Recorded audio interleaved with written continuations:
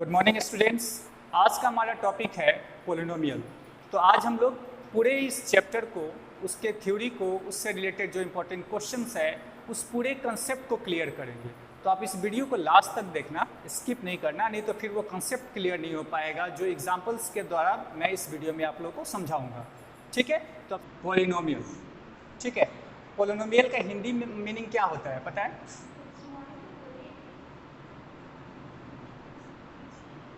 बहुपद। ठीक है, बहु मतलब क्या हुआ? बहु मीन्स बहुत सारे, बहु मीन्स होता है बहुत सारे, सारे। और पद मीन्स क्या होता है? टर्म, जिसको हम लोग इंग्लिश में टर्म कहेंगे। यानी ऐसा एक्सप्रेशन जिसमें एक से ज़्यादा टर्म हो, उसको हम लोग पोलिनोमियल्स बोलते हैं। ठीक है, अब ये जो पोलिनोमियल्स होगा, इसका टर्म डिसाइड कैसे होगा कि एक टर्म है या दो टर्म है या तीन टर्म है, कैसे डिसाइड करेंगे? तो देखो, ये ध्यान रखना कि हमेशा जब प्लस या माइनस का साइन आता है ना, तो टर्म चेंज होता है। मल्टीप्लाई और डिवाइड में टर्म चेंज नहीं होता है। ठीक है, जैसे फॉर एक एग्जाम्पल ले लेते हैं। अगर कोई एक्सप्रेशन है 2x + 5, इसमें अगर तुमसे पूछ दिया जाए कि टर्म कितने हैं, तो एक टर्म हो गया, ये प्लस आ गया ना, प्लस आते ही दूसरा टर्म स्टार्ट हो जाता है, तो ये तुम्हारा सेकेंड टर्म हो गया। तो टोटल कितने टर्म हो गए? दो। ये हमारा फर्स्ट टर्म हो गया और ये सेकेंड टर्म हो गया। और इसको अलग कौन कर रहा है? प्लस। तो प्लस और माइनस अगर आता है बीच में ना, तो समझो कि टर्म चेंज हो गया। अब अगर मान लो एक और एग्जांपल लेते हैं, सपोज दैट 4x/5 है। यहाँ पे कितने टर्म है? ये एक ही टर्म है, क्योंकि यहाँ डिवाइड आया है। बाई मीन्स क्या हुआ? डिवाइड। तो डिवाइड और मल्टीप्लाई आया ना, तो टर्म चेंज नहीं होता, वो एक ही टर्म रहता है। या और एक एग्जांपल ले लेते हैं, जैसे 4xy है, z है। अब अगर पूछ दिया जाए इसमें कितने टर्म है, तो इसमें एक ही टर्म है। क्यों एक टर्म है? क्योंकि इसमें प्लस माइनस नहीं आया है। जब तक प्लस माइनस ना आए, सेम ही टर्म चलता रहता है। और इस तरह से याद कर सकते हो, इसको समझ सकते हो कि जितना प्लस माइनस होता है ना, उससे एक ज़्यादा टर्म होता है। अगर प्लस माइनस हम काउंट कर लिए किसी एक्सप्रेशन में, तो उससे एक ज़्यादा नंबर ऑफ टर्म्स होगा। जैसे यहाँ पे देख लो, एक प्लस है तो दो टर्म है। अगर इसमें एक और हम जोड़ दें, अगर मान लो 7x² कर दें, तो ये थर्ड टर्म हो जाएगा हमारा। प्लस माइनस कितने हैं? दो। टर्म कितना है? 3। यानी जितना टर्म होगा उससे एक कम प्लस माइनस का साइन होगा, या जितना प्लस माइनस का साइन होगा उससे एक ज़्यादा नंबर ऑफ टर्म्स होगा। तो ये जो पोलिनोमियल हम लोग पढ़ रहे हैं ना, ये बहुत सारे टर्म्स का एक सीक्वेंस होगा। ठीक है, अब हमें जो पढ़ना है पोलिनोमियल, वो पढ़ना है लीनियर, क्वाड्रेटिक, क्यूबिकल और बाई क्वाड्रेटिक के बारे में जानना है। लेकिन डिटेल से हमें इसमें क्वाड्रेटिक और क्यूबिकल के बारे में पढ़ना है। ठीक है, तो टाइप्स ऑफ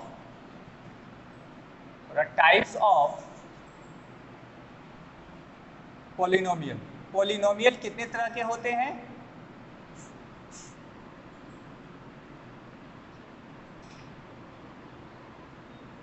ये बताओ।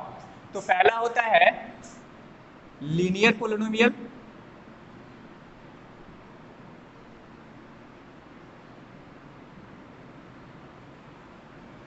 दूसरा है, इसको हम लोग डिटेल से भी समझेंगे भी, दूसरा है क्वाड्रेटिक पोलिनोमियल, क्वाड्रेटिक पोलिनोमियल। तीसरा होता है क्यूबिकल पोलिनोमियल, और चौथा होता है, वैसे तो हम कितना भी इसको बढ़ा सकते हैं, ठीक है, तुम्हें पढ़ना इसमें क्वाड्रेटिक और क्यूबिकल के बारे में। चौथा है बाई क्वाड्रेटिक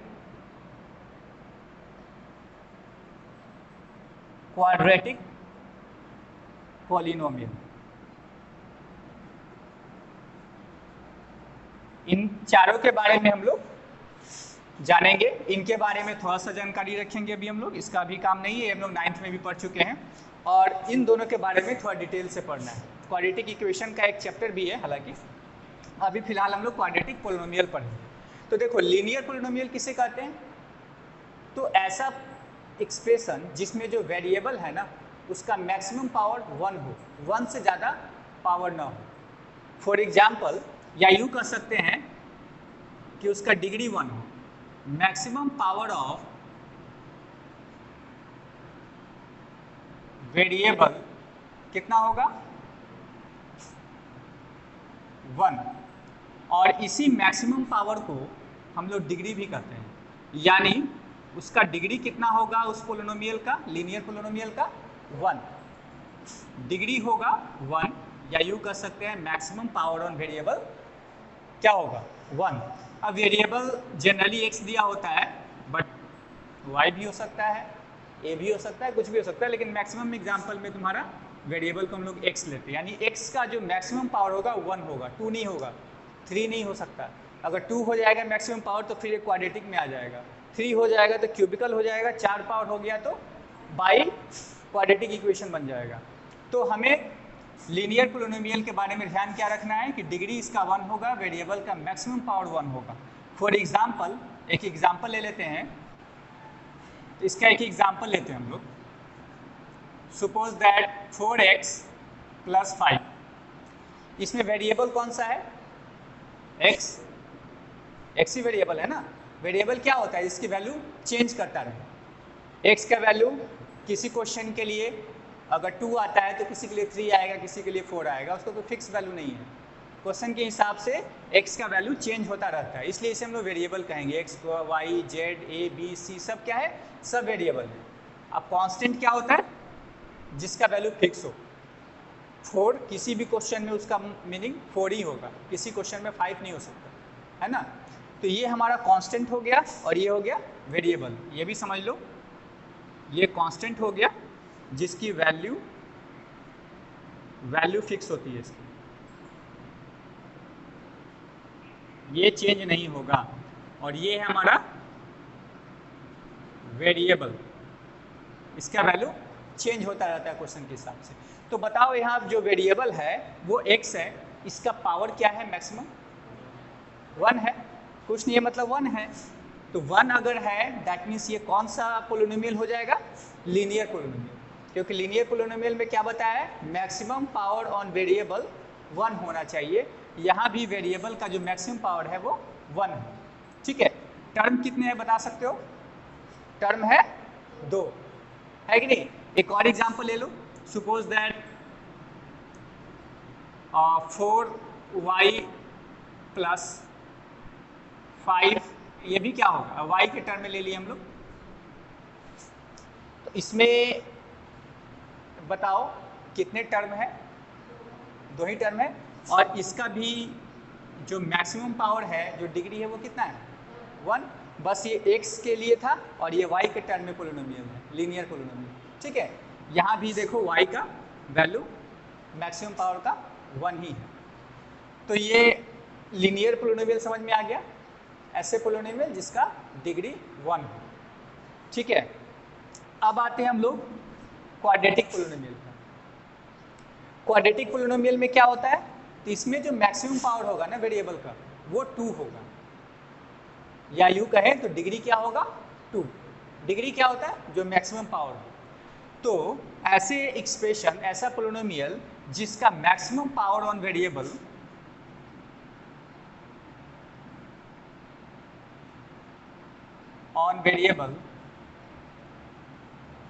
क्या हो? 2, ठीक है। फॉर एग्जाम्पल, या डिग्री भी कर सकते हैं, डिग्री भी कितना होगा इसका? 2, ठीक है। इसका एक एग्जांपल लेते हैं। सपोज दैट 4x² + 5x + 2, इसमें वेरिएबल क्या है? x, और इसका मैक्सिमम पावर कितना है? 2, यानी इसका डिग्री कितना हो गया?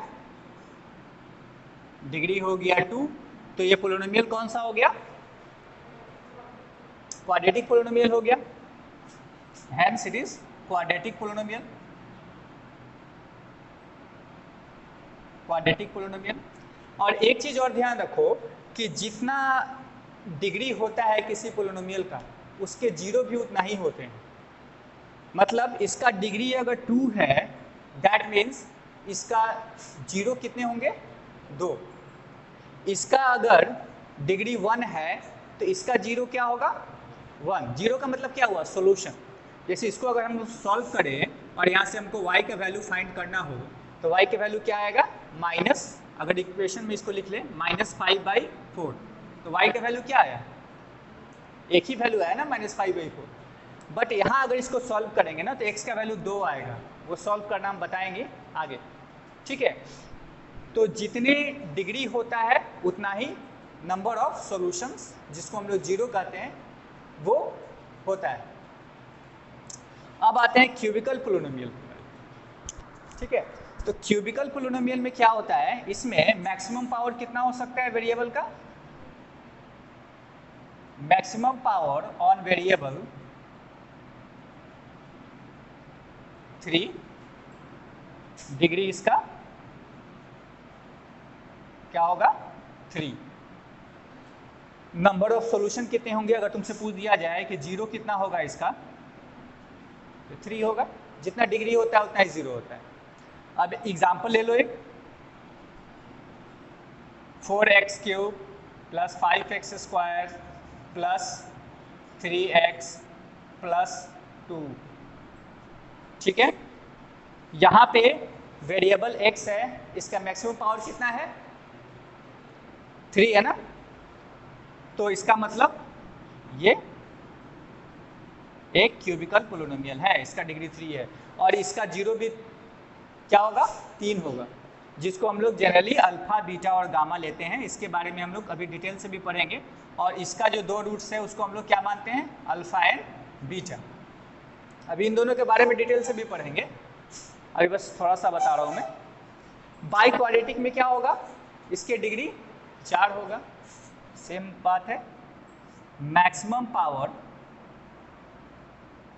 ऑन वेरिएबल 4, डिग्री कितना होगा? 4, और जीरो कितना होगा? 4, सब 4 4, ठीक है। एग्जाम्पल में ले लो, 4x4 + 3x, क्या है ये? ये भी बाई क्वाड्रेटिक पोलिनोमियल है, क्योंकि इसका मैक्सिमम पावर 4 है। अब तुम सोच रहे हो कि इसका आगे का क्यों नहीं है, तो जरूरी नहीं है कि आगे का हो, आगे का सब जीरो मान लो हो गया, लेकिन ये होना ज़रूरी है। इसका मैक्सिमम पावर जो है वो 4 होना ही चाहिए, और वो टर्म भी प्रेजेंट ही होना चाहिए। अगर मान लो ये अगर जीरो हो जाता तब तो ये लीनियर पोलिनोमियल बन जाता ना, 3x बचता सिर्फ। तो 4 पावर वाला टर्म होना ही चाहिए, तभी जाके वो बाई क्वाड्रेटिक इक्वेशन बनेगा।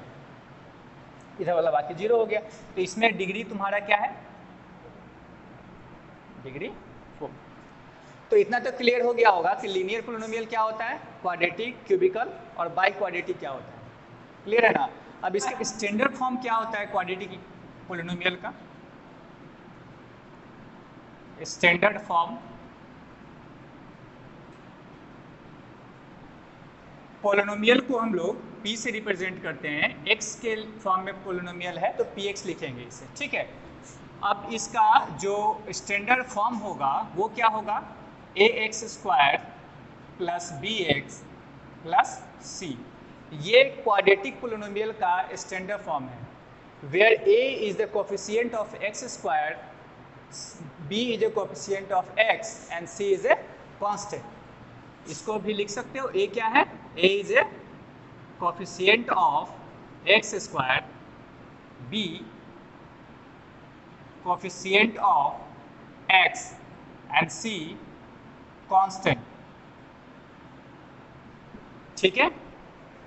अब इसका डिग्री कितना है? 2, तो इसके जीरो भी कितने होंगे? 2, जिसको हम लोग अल्फा एंड बीटा मानते हैं, ठीक है। अब ध्यान, एक चीज और ध्यान देना है इसमें कि ये जो क्वाड्रेटिक पोलिनोमियल है ना, उसमें ए कभी भी जीरो नहीं हो सकता, बी सी जीरो हो सकते हैं, बट ए जीरो नहीं होगा, क्योंकि ए अगर जीरो हो जाता है तो एक्स स्क्वायर वाला टर्म ही खत्म हो जाएगा। तो जब एक्स स्क्वायर वाला टर्म ही खत्म हो गया तो ये क्वाड्रेटिक रहा कहाँ? क्वाड्रेटिक में तो 2 पावर होना भी चाहिए ना, मैक्सिमम पावर भी 2 होगा, लेकिन 2 वाला होगा भी जरूर, ध्यान रखना इसमें, ठीक है।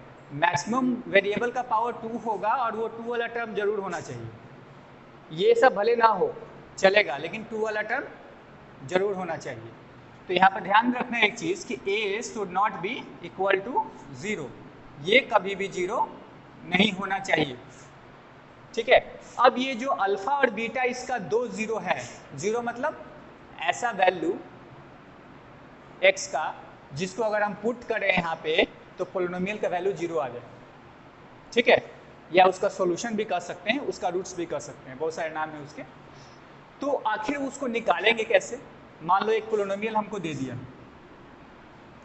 और कहे कि भाई इसका हमें रूट्स निकालना है, तो कैसे निकालेंगे?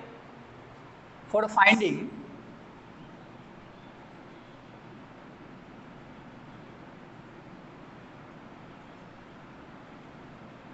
रूट्स या 0,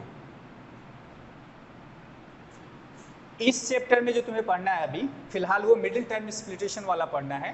क्वाड्रेटिक इक्वेशन में हमें फॉर्मूला मेथड से भी पढ़ना है। तो इसमें हम लोग क्या करेंगे, तो इसको कैसे फाइंड करेंगे? By factorization,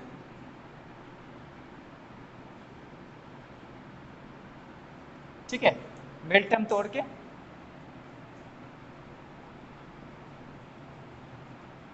bye middle term splitting.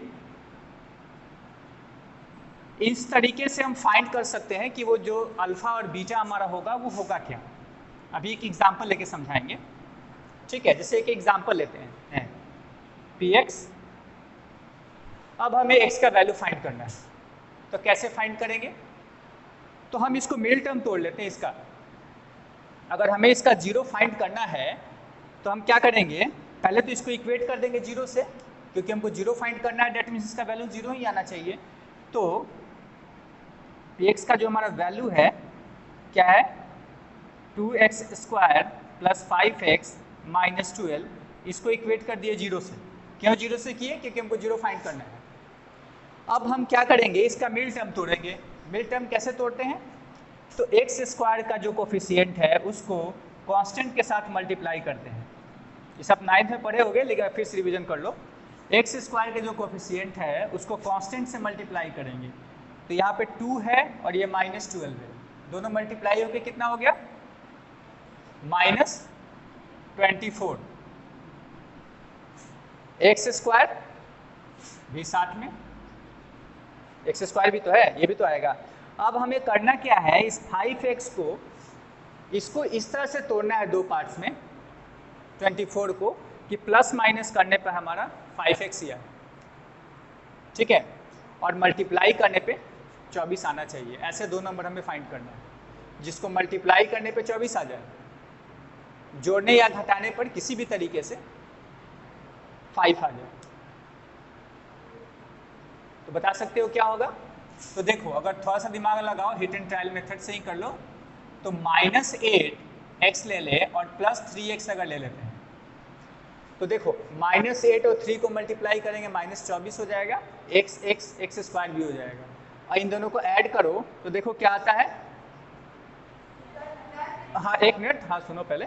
तो यहाँ पे -5x आ जा रहा है ना, लेकिन हमें क्या चाहिए? प्लस में 5x। तो हम क्या करेंगे? इसको प्लस कर देते हैं, बड़ा वाला नंबर को, और इसको माइनस में ले लेते हैं। अब हमारा यहाँ 5x भी आ जाएगा प्लस का, और साथ में इसको मल्टीप्लाई करने पे हमारा 24 भी रहेगा, ठीक है। तो अब इसको कैसे लिखेंगे? 2x स्क्वायर, 5x को लिखेंगे 8x minus 3x minus 12 equal to 0। अब इन दोनों में कॉमन और इन दोनों में कॉमन ले लो। इस दोनों में कॉमन क्या होगा बताओ? 2x स्क्वायर 8x में 2x कॉमन हो गया, तो यहाँ बचेगा क्या? x और इधर बचेगा 4। फिर इसमें हम लोग -3 कॉमन ले लेते हैं तो x + 4 बचेगा इक्वल्स टू में 0। यहाँ पे फिर ये दोनों कॉमन हो गया, इसको हम लोग कॉमन ले लेते हैं, बचा क्या, यहाँ 2x और यहाँ -3, इसको इक्वेट कर दिए 0 से। अब बारी बारी से दोनों को इक्वेट करो 0 से, x का वैल्यू आ जाएगा, यानी x + 4 को अगर हम 0 से इक्वेट करेंगे तो x का वैल्यू क्या आएगा, -4, और 2x - 3 = 0, तो x का वैल्यू आ जाएगा 3/2। तो ये दो वैल्यू निकल गया। ये मान लो सपोज दैट अल्फा है तो ये हमारा बीटा है, ठीक है। इसके जो 0 होते हैं ना उसको अल्फा और बीटा से रिप्रेजेंट करते हैं हम लोग क्वाड्रेटिक इक्वेशन के 0 को। तो अब पता चल गया तुम्हें कि अगर इक्वेशन दिया रहेगा, पोलिनोमियल अगर दिया रहेगा क्वाड्रेटिक पोलिनोमियल, तो हम लोग कैसे उसके 0 को फाइंड करेंगे। अल्फा बीटा फाइंड कर लिए, ठीक है।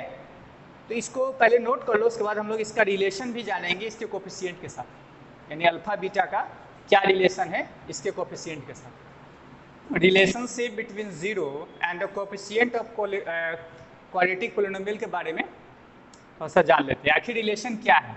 0 कौन कौन सा हमारे पास है, अल्फा एंड बीटा, और कोफिशिएंट कौन कौन सा है, a, b और c, है ना। क्वाड्रेटिक इक्वेशन का, पोलिनोमियल का जो कोफिशिएंट है वो क्या है, a जो कि x² का कोफिशिएंट है, b जो x का कोफिशिएंट है, और c जो कांस्टेंट है। तो इस a, b, c और ये जो 0 है हमारा अल्फा एंड बीटा, इनके बीच क्या रिलेशनशिप है वो जरा हम लोग देख लेते हैं। तो पहला रिलेशन क्या है कि इनका जो 0 है, 0 का सम ऑफ 0 जीरोस, जिसको अल्फा प्लस बीटा भी लिख सकते हैं, ये एक्चुअली क्या होता है, -b/a के बराबर होता है, ठीक है। b क्या है, कोफिशिएंट ऑफ x, तो इसको ऐसे भी लिख सकते हैं, minus coefficient of x by coefficient of x²। तो ये हमारा पहला रिलेशनशिप निकला, सम ऑफ 0 का उसके कोफिशिएंट के साथ। ये 0 है दोनों अल्फा बीटा, इनका सम हमेशा -b/a के बराबर होगा। अभी हम लोग एग्जांपल लेके समझ भी लेंगे इसको। दूसरा रिलेशनशिप क्या है कि इन दोनों जो 0 है अल्फा बीटा, इनका जो प्रोडक्ट होगा वो किसके बराबर होगा, तो c/a के बराबर होगा। That means constant by coefficient of x² के इक्वल होगा। Product of 0 alpha into beta c/a के इक्वल होगा, where c is a constant, ये है कोफिशिएंट ऑफ x²। यानी डिवाइड तो हमेशा a से ही होता है, यानी कोफिशिएंट जो मैक्सिमम पावर है ना उसका जो कोफिशिएंट होता है उससे ही डिवाइड करेंगे। ऊपर वाला वैल्यू चेंज हो रहा है, देखो यहाँ पे कोफिशिएंट ऑफ x था या कांस्टेंट आ गया, बट नीचे जो है वो कोफिशिएंट ऑफ x² ही रहा। तो ये हो गया रिलेशनशिप्स 0 और इसके कोफिशिएंट के बीच, ठीक है। एक फिर से चेक करते हैं ये रिलेशनशिप सही है या नहीं है। अभी हम लोग एग्जाम्पल कौन सा लिए थे, जरा बताना, एग्जाम्पल क्या था जो सॉल्व किए थे अभी, हाँ 2x² + 5x - 12, और इसका वैल्यू हमारा क्या आया था, और इसका अल्फा हम लोग निकाले थे, अल्फा का वैल्यू आया था -4 एंड बीटा का वैल्यू 3/2, ये वैल्यू आया था ना, हम लोग सॉल्व किए थे। तो अब इसको हम लोग इस फॉर्मूला से निकाल के देखते हैं कि क्या ये सही है कि नहीं है, वेरीफाई इसको कर लेते हैं। वेरिफिकेशन इसका कर लिया हम लोग। तो देखो पहले अल्फा प्लस बीटा निकाल लेते हैं हम लोग सिंपल एडिशन करके। अल्फा हमें पता है कितना है, -4, और बीटा है हमारे पास 3/2। अब इसको एलसीएम लेके जोड़ लो, ये नीचे 1 ले लिया, एलसीएम हो गया 2, ये -8 + 3 यानी ये हो गया -5/2, यानी सम ऑफ रूट्स कितना आया, -5/2। अब जरा हम लोग इस फॉर्मूला से देखते हैं क्या इस फॉर्मूला से भी वही वैल्यू आ रहा है। तो अल्फा प्लस बीटा का फॉर्मूला क्या है, माइनस बी बाई ए। ठीक है, तो देखो b क्या होता है, coefficient of x, coefficient of x क्या है 5, और a क्या होता है एक्स स्क्वायर का कोफिशिएंट, तो नीचे 2 लगा दो, तो देखो यहाँ भी सेम ही आया, -5/2 आया। दोनों ही कंडीशन में आंसर सेम है, दैट मीन्स हम जो ये रिलेशनशिप निकाले थे वो रिलेशनशिप सही है। इसका ऐड जो है इस फॉर्मूला से -b/a से भी उतना ही आएगा जितना ऐड करके आया। अब हम लोग प्रोडक्ट वाला भी देख लेते हैं, अल्फा इंटू बीटा निकाल लेते हैं। अल्फा हमारे पास निकला था -4 एंड बीटा निकला है 3/2। अब इसको सॉल्व कर लो, ये एक्चुअली आ गया -6। अब जरा फॉर्मूला से देख लेते हैं, अल्फा बीटा इक्वल टू क्या बताया, c/a। c क्या है -12 और a क्या है 2, कट कर लो इसको भी, ये भी आ गया -6। तो देखो यहाँ भी वैल्यू तो सेम ही आ रहा है, इसका मतलब ये जो हम रिलेशनशिप बनाया है वो बिल्कुल सही है। ठीक है, अब एक चीज और क्या होता है इसमें कि मान लो कई बार तुमको अल्फा और बीटा दे देगा, ठीक है, और बोलेगा कि भाई अब तुमको क्वाड्रेटिक पोलिनोमियल ही फाइंड करना है। ठीक है, अभी क्या था कि हमको क्वाड्रेटिक पोलिनोमियल दिया हुआ था, तो 2x² + 5x - 12 दिया हुआ है, हमें अल्फा बीटा फाइंड करना था, जो हम मिड टर्म तोड़ के स्प्लिटिंग से हम लोग सॉल्व किए थे अभी यहाँ पे। फिर उसका रिलेशनशिप भी हम लोग निकाले कि अल्फा प्लस बीटा उसके कोफिशिएंट के साथ रिलेशन सेम आता है कि नहीं, तो वो भी आ गया। अब अगर मान लो ऐसा क्वेश्चन में हो कि तुम्हें अल्फा दिया हो और बीटा दिया हो, ठीक है, और हमें ये पोलिनोमियल नहीं दिया हुआ हो, तो हम उसको कैसे निकालेंगे? तो उसके लिए भी एक फॉर्मूला है, वो फॉर्मूला देख लो तुम लोग। फॉर्मूला क्या है, तो फॉर फाइंडिंग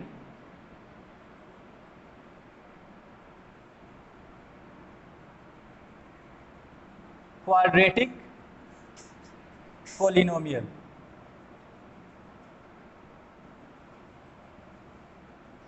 फॉर्मूला क्या होता है, तो x² minus sum of 0 plus product of 0, ये फॉर्मूला है। इसको अगर सिंबल के फॉर्म में लिखे तो क्या होगा, x² minus alpha plus beta x, यहाँ पे x भी होगा, सॉरी मिस हो गया, यहाँ पे x था, और प्लस अल्फा बीटा, ये x है। ठीक है, तो ये हमारा क्वाड्रेटिक पोलिनोमियल निकालने का फॉर्मूला हो गया।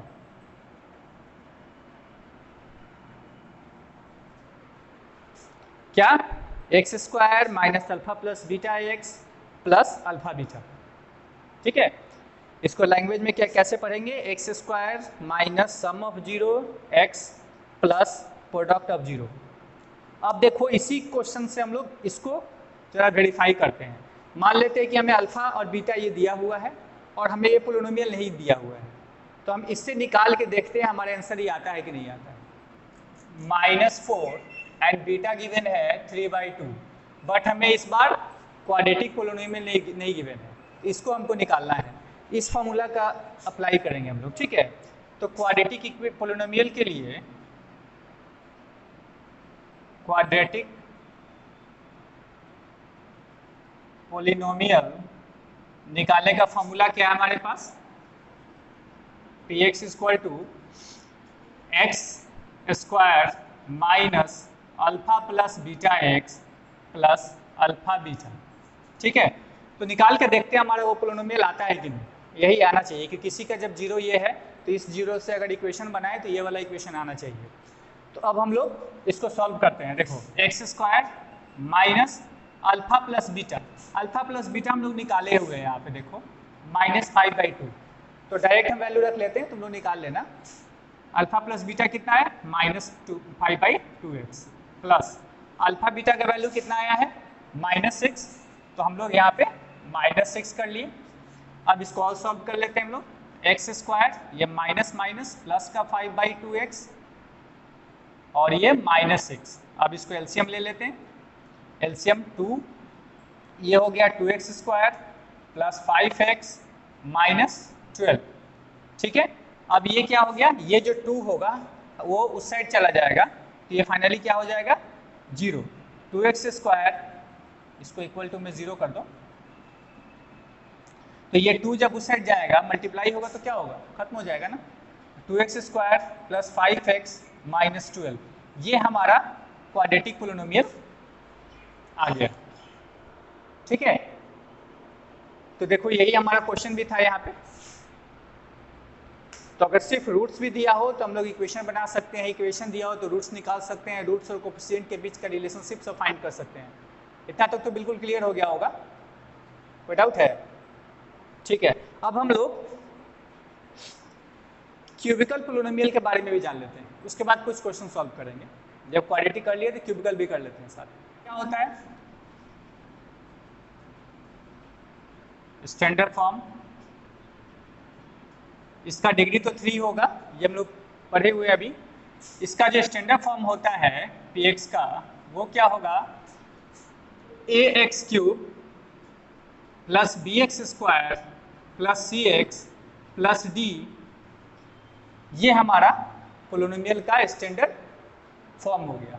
यहाँ पे a का वैल्यू देखो बदल गया। पिछला क्वाड्रेटिक इक्वेशन में a क्या होता था, x स्क्वायर का कोफिशिएंट, बट यहाँ पे x क्यूब का कोफिशिएंट a है, x स्क्वायर का कोफिशिएंट यहाँ पे b हो गया, ठीक है, कंफ्यूज मत होना। वहाँ पे x स्क्वायर का कोफिशिएंट a था, यहाँ पे x स्क्वायर का कोफिशिएंट b है, x क्यूब का कोफिशिएंट a है।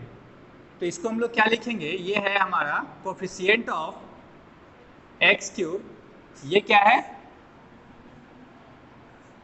Coefficient of x square, coefficient of x, और यहाँ पे कांस्टेंट d है। ये भी ध्यान देना, जनरली कांस्टेंट में हम लोग c मान के चल देते हैं, ठीक है, बट यहाँ पे c x का कोफिशिएंट है, d कांस्टेंट है, ठीक है, तो कंफ्यूज नहीं होना है। और इसमें a कभी भी 0 नहीं होगा, a कभी भी 0 नहीं हो सकता। a 0 हो जाएगा तो क्यूबिकल वाला टर्म ही खत्म हो जाएगा, फिर ये क्वाड्रेटिक इक्वेशन में कन्वर्ट हो जाएगा। अगर ये खत्म हो गया तो मैक्सिमम पावर 2 बचा, डिग्री 2 हो गया, क्वाड्रेटिक इक्वेशन हो गया। तो a कभी भी 0 नहीं हो सकता, और इसके 0 कितने होंगे 3, और उसको हम लोग क्या मानेंगे अल्फा बीटा एंड गामा। क्योंकि क्यूबिकल पोलिनोमियल है, डिग्री इसका 3 है, तो 0 भी 3 ही होगा, जिसको हम लोग अल्फा बीटा एंड गामा मानते हैं।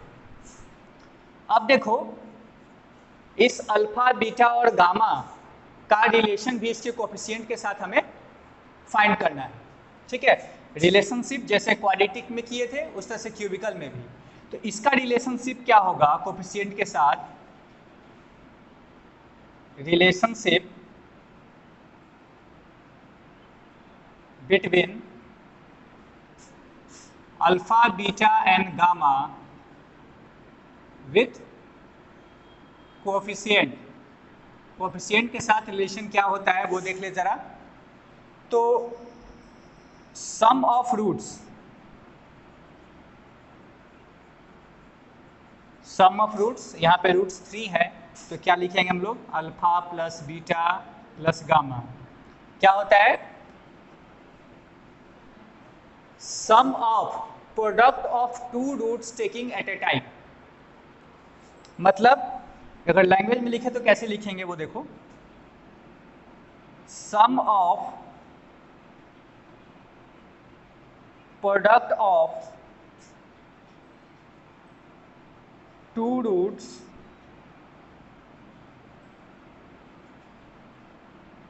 Taking at a time. मतलब एक बार में 2 रूट्स को मल्टीप्लाई कर करके जोड़ना है, ठीक है। यानी अगर इसको सिंबल में लिखे तो अल्फा बीटा को गुना कर देना है, फिर जोड़ देना है, बीटा और गामा को मल्टीप्लाई करके जो आएगा, फिर गामा और अल्फा को मल्टीप्लाई करके जो आएगा उसको जोड़ देंगे। तो इसका वैल्यू क्या होता है c/a, ठीक है। और तीसरा इसका फॉर्मूला होता है product of roots.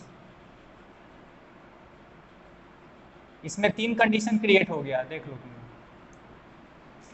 Product of roots यानी अल्फा बीटा एंड गामा, इसका वैल्यू क्या होगा, तो अल्टरनेट एक चीज़ और ध्यान रखना, माइनस में अल्टरनेट प्लस माइनस होता जाता है। जैसे ये माइनस था, ये प्लस हुआ, अगला फिर माइनस में आएगा, तो ये होता है माइनस डी बाई ए।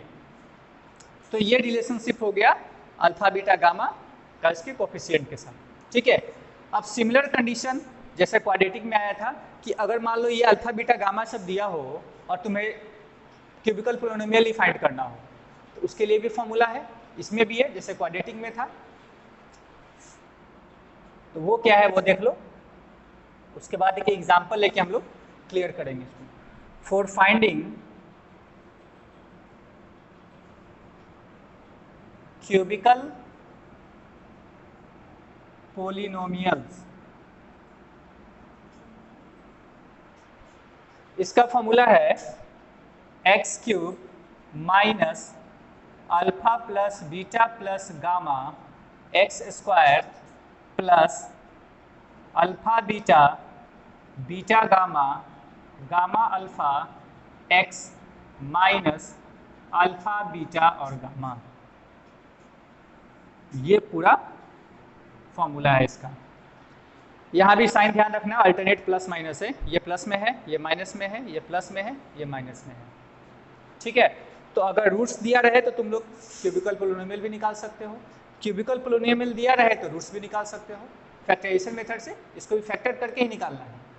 ठीक है, तो क्या है, find cubical polynomial who zero are 3, 1/2 और -1। दैट मीन्स ये अल्फा गिवन है, ये बीटा गिवन है, ये गामा गिवन है। ठीक है, तो जब रूट्स गिवन है तो अब हमें क्या फाइंड करना है, cubicle polynomial.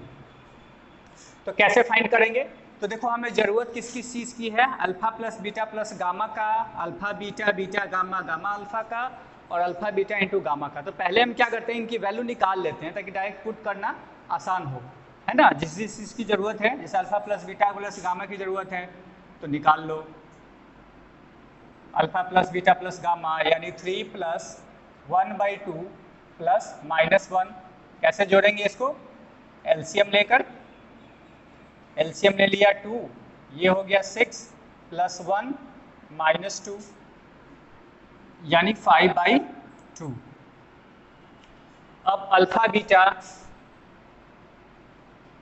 Beta gamma plus gamma alpha, alpha beta यानी 3 इंटू बीटा क्या है 1/2 plus beta 1/2 into gamma -1 plus gamma यानी -1 इंटू अल्फा जो कि 3 है। अब इसको भी सॉल्व कर लेते हैं हम लोग। ये कितना होगा 3/2 प्लस नहीं -1/2 -3, नीचे 1 लगाकर हम इसको एलसीएम लेके सॉल्व करते हैं। ये हमारा 2 हो गया, 3 -1 -6 7 4 -4/2 -2 आ गया।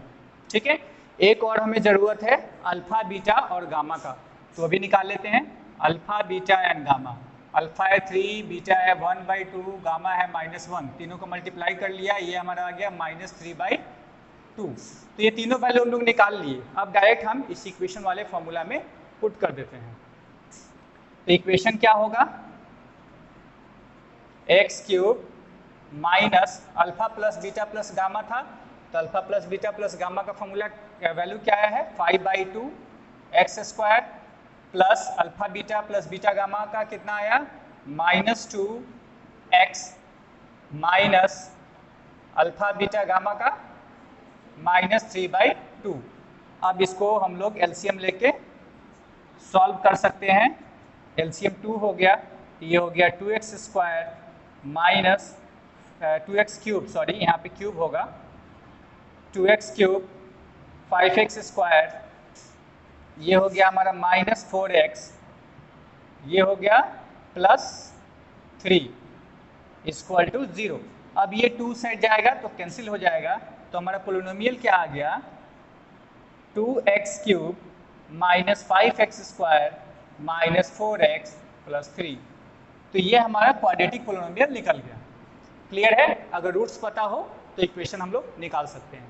ठीक है, मैं तो इतना तक ही था। अब हम लोग नेक्स्ट पार्ट जो बनाएंगे उसमें इससे जितने भी रिलेटेड क्वेश्चंस हैं, इंपॉर्टेंट क्वेश्चन है, सारा सॉल्व करेंगे हम लोग बुक से, ठीक है। तो आज के लिए थ्योरी में इतना ही वीडियो था। ओके, आई होप आप लोगों को क्लियर हो गया होगा। Okay, thank you.